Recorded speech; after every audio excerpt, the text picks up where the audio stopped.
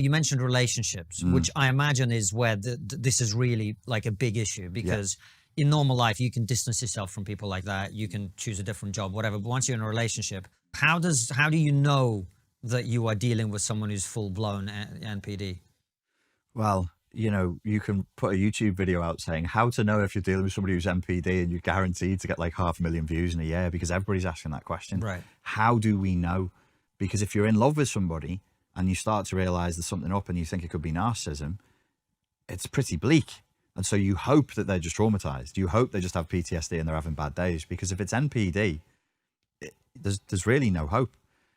What I would say, I would be looking for patterns of exploitativeness and entitlement that play out across context and across time, even when you've told them to stop.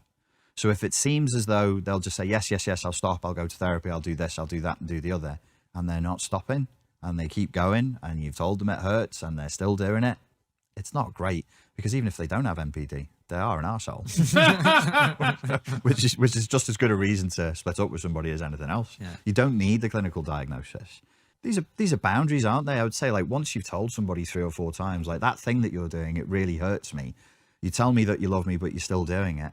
3, 4, would you give them a 5th chance? Maybe you would, unless they've just been through some major trauma in their lives that justifies it. I would say that's you're either looking at somebody who has NPD, or their idea of what it is to act within a relationship that's loving and intimate is so high, because somebody can just act narcissistically, and it can be context specific. Many people in this culture have very narcissistic defense mechanisms around love and dating. How do you mean? Well, we're in a tricky place as far as the genders go right now, and it's a bit of a battleground out there. I know you're both in happy relationships, but presumably before that you were dating. I never was. You were not? First one, bam, job done. Really? Yeah. Good for you. Yeah. 18 years old, done.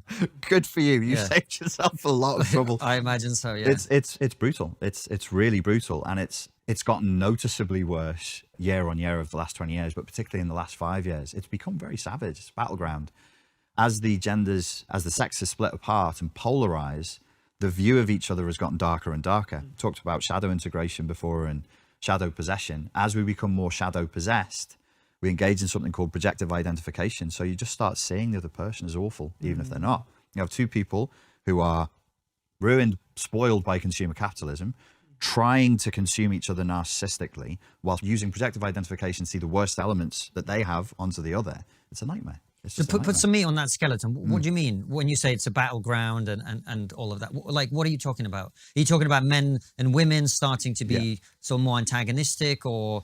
Yes, men and women being more antagonistic, but to be fair, I have heard that in the gay scene, it's the same thing. So as far as love and intimacy goes, we've sort of lost a grip on what it is to be in a relationship.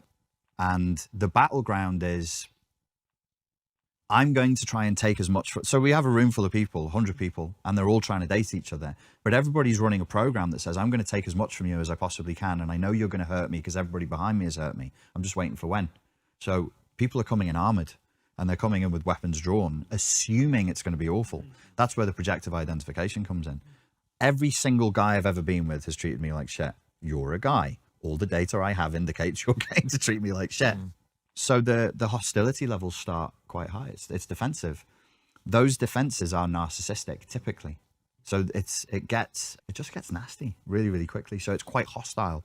So if you meet somebody randomly, say I meet a girl and I meet her randomly, and there's no intent there, and we're just working together or something, it'll be fine. But as soon as it's in a dating context, or she gets a sense that there could be the potential for a relationship, then the defenses go up and it gets hostile and it gets aggressive quickly. So the way people are treating each other now is with contempt, quite honestly. And does that factor in as well the social media element? Like, we see people as avatars. We don't see them as human beings anymore. 100%. 100%. The dehumanization that's operating broad scale is having an awful effect on the way people interact with each other. Because, as you've just said, if I'm only dealing with an avatar, that avatar is either going to give me what I want or they're not. And if they don't, they're a defective avatar. They're an iPhone that doesn't work properly, or an app that needs updating. And I'm very cross and I'm very frustrated that it's not giving me what I want. It's sad, but that's where our brains have been entrained to think about life and relationships and people in a highly narcissistic way.